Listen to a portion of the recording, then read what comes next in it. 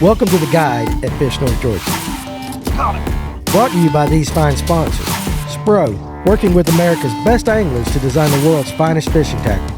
Nichols Lures, handcrafted to perfection. Georgia Blade, makers of premium fishing lures for over 3 decades and home to the Georgia Jig. Crypto Bass, tournament grade, Georgia made. And be sure to visit fishnorthgeorgia.com. Now here's Andy Middleton. Hey, what's up everybody? This is Andy Middleton with Fish North Georgia, the guide. Just wanted to do a quick recap / fishing report of a tournament I had on Lake Weiss a couple of weekends ago. This was October 3rd and 4th. This was the Hobie Bass Open Kayak Series tournament, 2-day tournament on the Coosa River chain. We had anywhere from the Coosa River, kind of between Rome and the Alabama state line, all the way down to Neely Henry Dam to fish this tournament. So a lot of fishable water. I went and practiced 1 day on Neely Henry, did not do well at all, so decided to focus my efforts on Lake Weiss. I grew up fishing there and pretty familiar with it, and had some success in some past bass tournaments out there. So anyway, I had about a day and a half to pre-fish.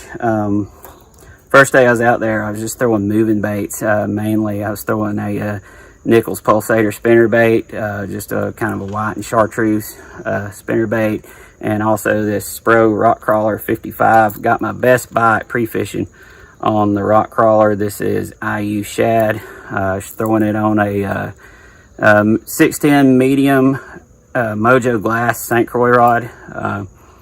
Just like fishing cranks on that glass rod. Just kind of gives you a good feel for it, and good reaction time when you get those strikes. Keeps those fish pegged on these treble hook baits. I found out during the tournament though that I needed to slow it down a little bit more. I was not getting bites on reaction baits at all, so sticking with the pattern I'd found during practice, I'd found some on some seawalls. So sticking with that general pattern, I went with the shaky head and started throwing the shaky head up against these seawalls, and I was able to get a bite on the Zoom trick worm, of course, on the shaky head. It's pretty standard go-to bait if the bite's slow.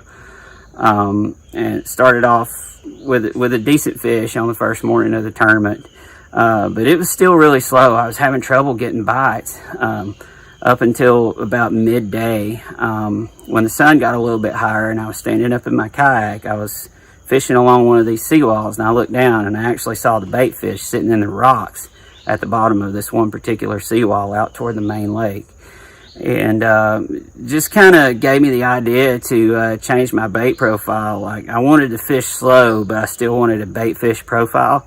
So I took my shaky head and actually put a 3.8 inch Kitech swim bait on the shaky head and started fishing it rather than the worm along the rocks at the base of some of these seawalls, and immediately started getting more bites.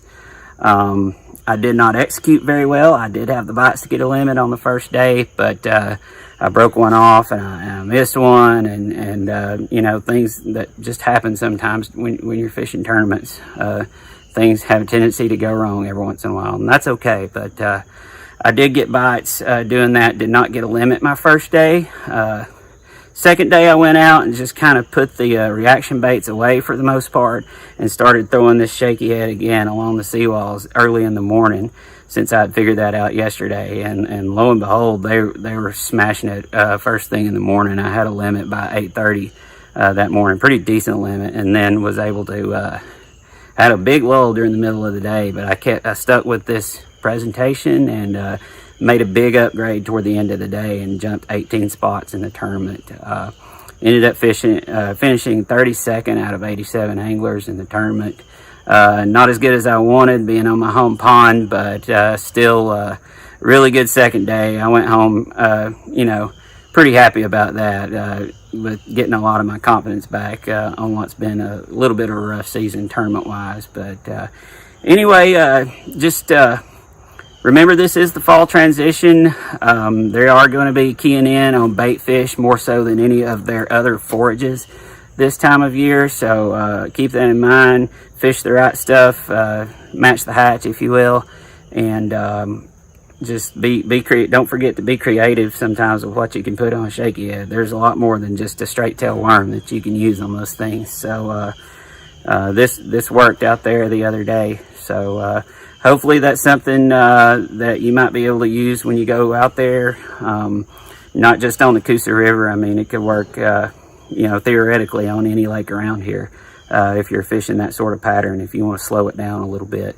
The water temps that weekend were about 67 or 68 in the morning. Then in the heat of the day, they would get up to about 72 to 73, depending on what part of the lake I was fishing. I was fishing mouths of creeks all the way back to probably a third of the way back in the one particular creek that I had really focused on. So there was a lot of bait everywhere I went. I would mark a lot of bait on my depth finder, so they were definitely in that migration phase back, but these fish were seemingly focused more on the bait that was just kind of sitting in one place rather than the bait that was out in the middle offshore on their way to the backs of the creeks. So it just seems like that was an easier meal for them, being able to use that vertical structure of the seawall to ambush bait and then pin it up against that when they were feeding. So that was pretty much my theory of why that worked, and I think it was a very solid pattern. So you guys get out there and try that. I want to thank Hobie Fishing, Dugout Bait and Tackle, St. Croix Rods, AFCO, Spro, Gamakatsu, and Nichols Lures for all their support. And thank you for watching this video, and I will talk to y'all on the next one. See ya.